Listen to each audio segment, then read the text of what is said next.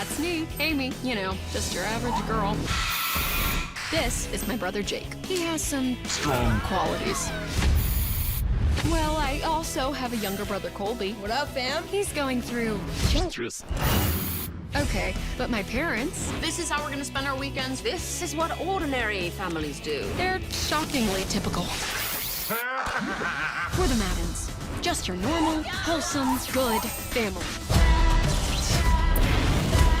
Aside from wanting to take over the world, just like everybody else. We're just trying to fit in, and it's totally working.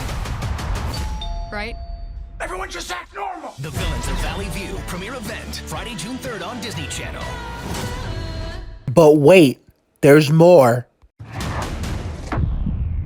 What is this thing? I know this might seem a little crazy, but it just showed up on my bed. The mask chose me. Whoa, that is full-on magic! Let's see what I can do.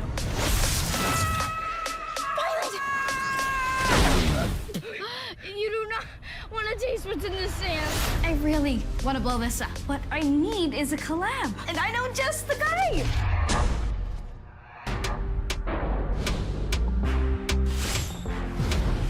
You're a black scorpion. You have a mask? I have to train you. Can I go fight crime now? I'm gonna be fighting crime with none other than the city's best vigilante superhero, Black Scorpion.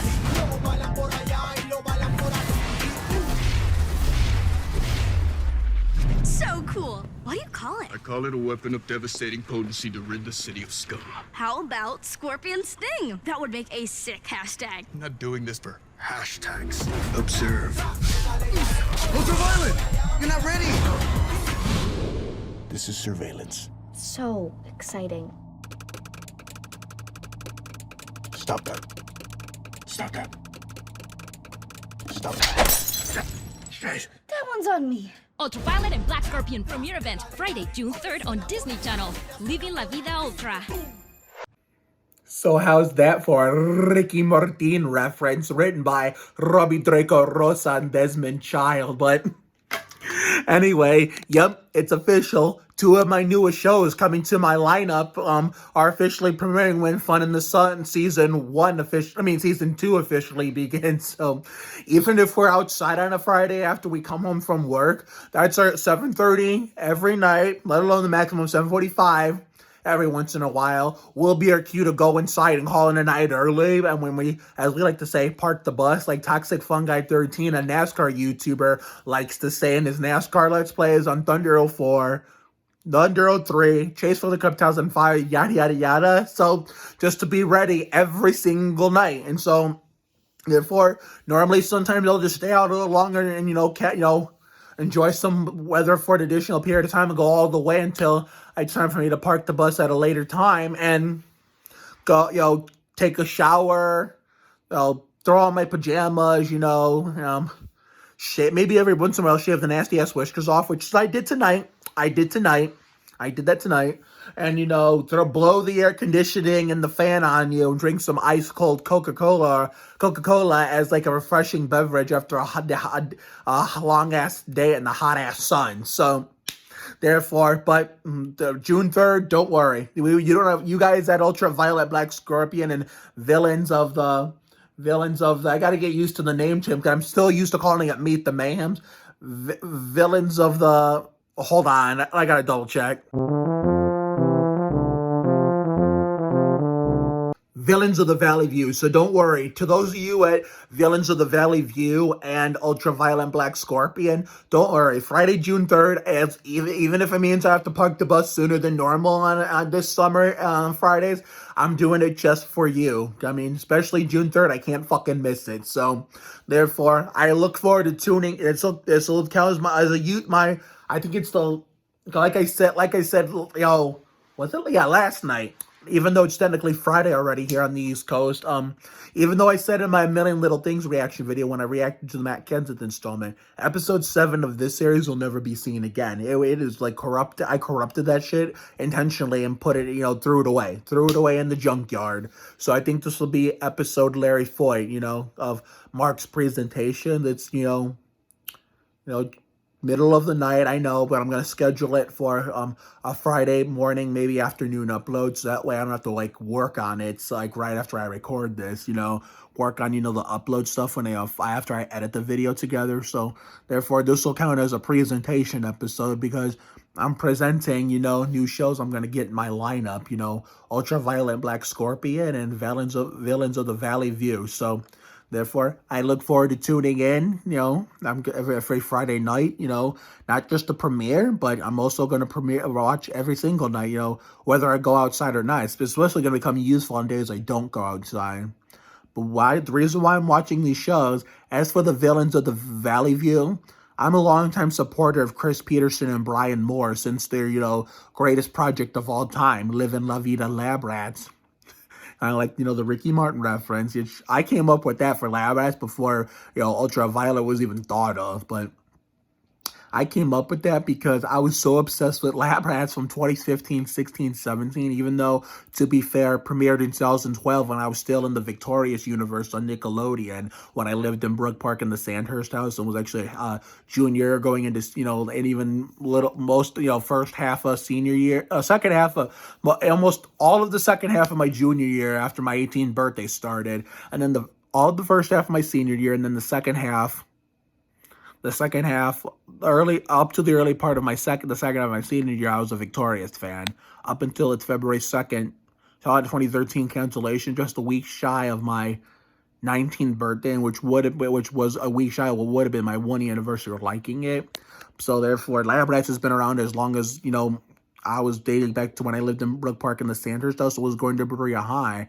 But moving here to Ridgeville is what gave me Lab Rats, because I met two boys. I met their dad, Brian. He was also named Brian. He was not all that nice, but meeting him was a blessing in disguise because I met his kids who were Lab Rats fans of their own, but maybe big but not super fans. But then they gave it to me, because they said we were in this room. Actually, I was over in my office, on my computer doing something else, and they had this one. We had DirecTV at the time, and I was like 21 years old. And Tyler and Kyle, these two boys particularly, said, "Mark, come over here. This is a good show," because we even had the cable working in here at one point. And so I go in. They had Lab Rats on it. It was the episode Bionic Rebellion. And, of course, I thought Kelly Berglund was hot, so that's why she was my favorite, and Brie was my favorite. So that's when I started writing Lab Rats, Mark and Friends living... Mark Oliveira's Brie Davenport love story called Live and La Vida Lab Rats with Mark and Friends, where it was all about me and Brie, being all the, bionic lovebirds and, combining original and elite force together, where all the good guys from both versions, original Elite Force, worked together, all the bad guys worked together from both versions. Hell, we even had, some bad guys from the original Lab Rats turned to the good side. We had, like how we did in the real, kind of like how the real Lab Rats used to do. Remember how Douglas turned good in the middle of, after Sink or Swim parts 1 and 2. That was the last episode where he was bad. And then the episode Taken was the first episode that proved he was no longer the bad guy and wanted to change a heart. The real bad guy at the time was Crane.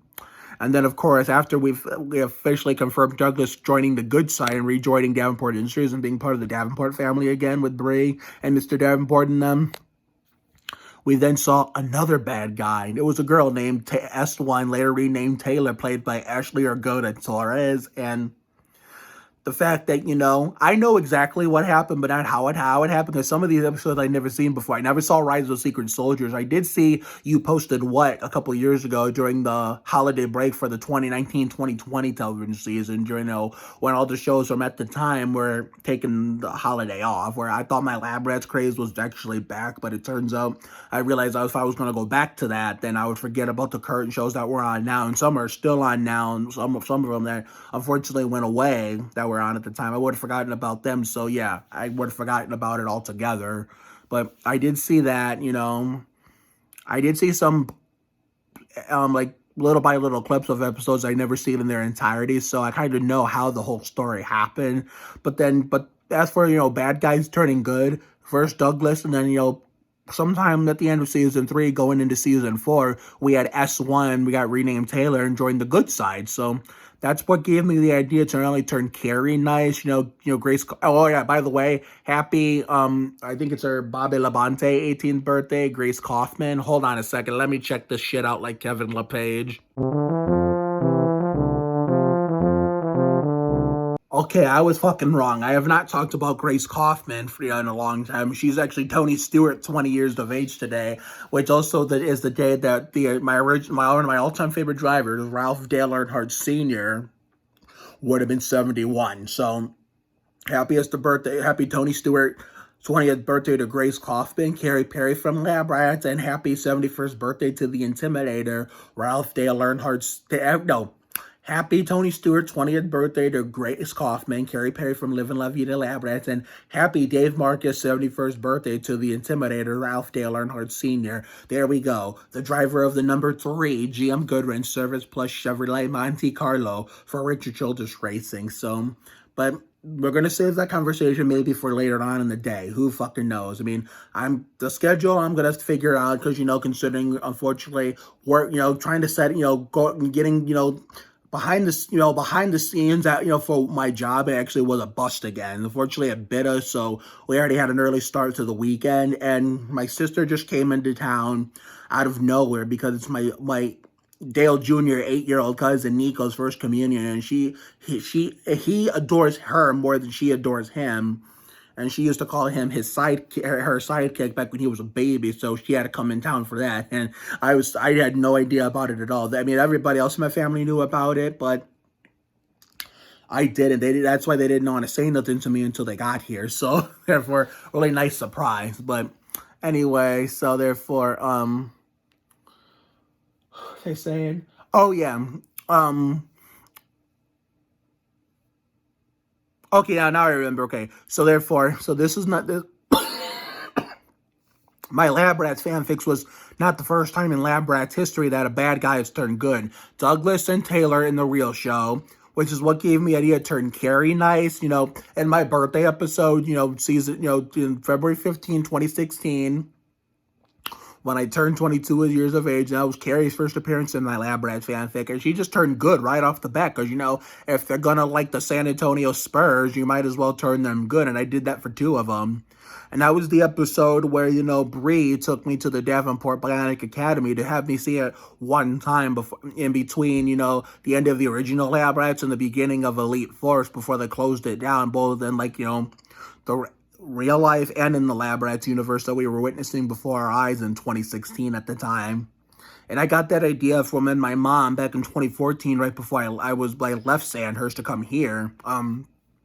So yeah, after I finally finished my school career altogether with Polaris in 2013-14, my mom took me on a random, since I had nothing to do all summer, considering I was a free man the whole time, because right before I was announced I was going to move here to Ridgeville. My mom took me on a random road trip to Michigan because I was the only one from my school from there when I lived there in the Lenore house. After in 2000 to 2000, January 2000 to late April 2010. After my life originated in Ohio in the 90s, the time I was born, 1994, all the way to Christmas 1999. Everybody else that went to Berger, which was a school for people with autism like me, everybody else that went to Berger that was no longer going there, all was still in Michigan. They were still there. I was only there because of my dad's job, and, without Michigan, no NASCAR, no smooth jazz, and then Mexico was thrown in the middle. And that's what gave me Garra Acción y Sudor Fagas, made it my own YouTube series, but everybody else who was a Berger student that was no longer there at the time up to 2014, all still lived in Michigan. It was harder for me since I moved back to my state of origination with my family. So that's why my mom took time out of her day and, let me take time out of my day. Even if it meant I had to get stuck in heavy traffic during a serious accident on the way back and miss a Craftsman Truck Series race at Dover that Kyle Busch won.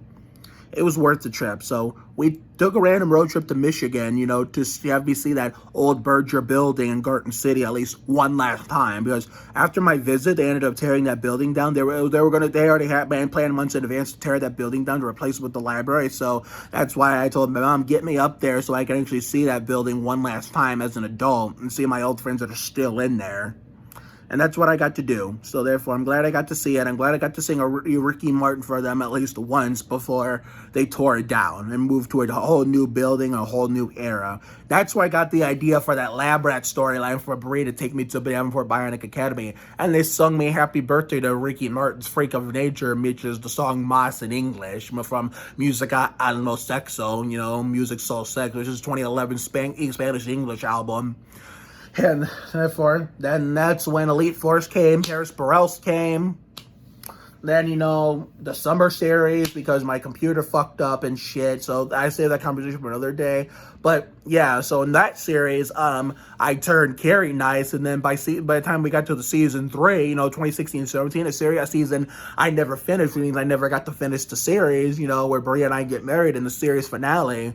I turned Lexi nice, Marisa Cuevas, who was in that Bionic Rebellion episode.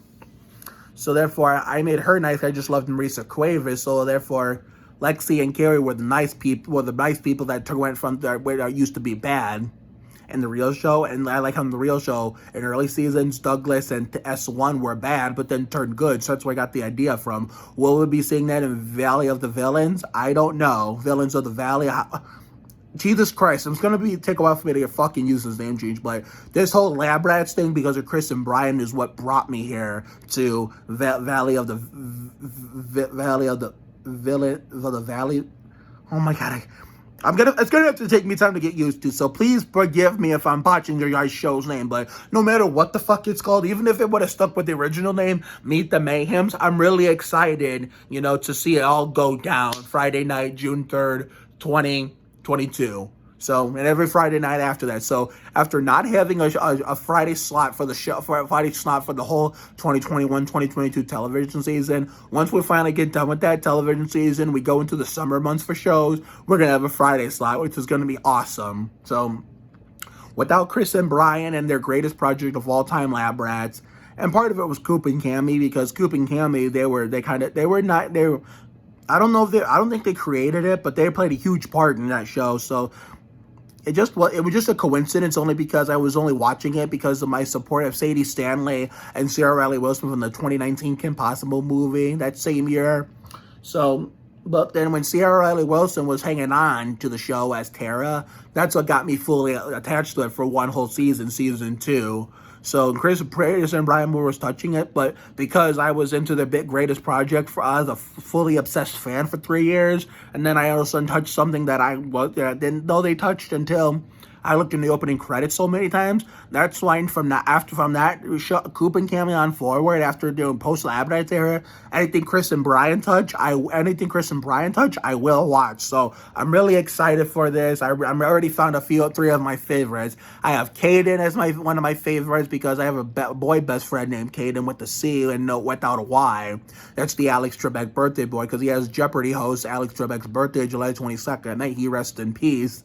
And so therefore, that's great music. Mariah's one of my favorites already, and so of course, the main character Isabella Papas, however you say it.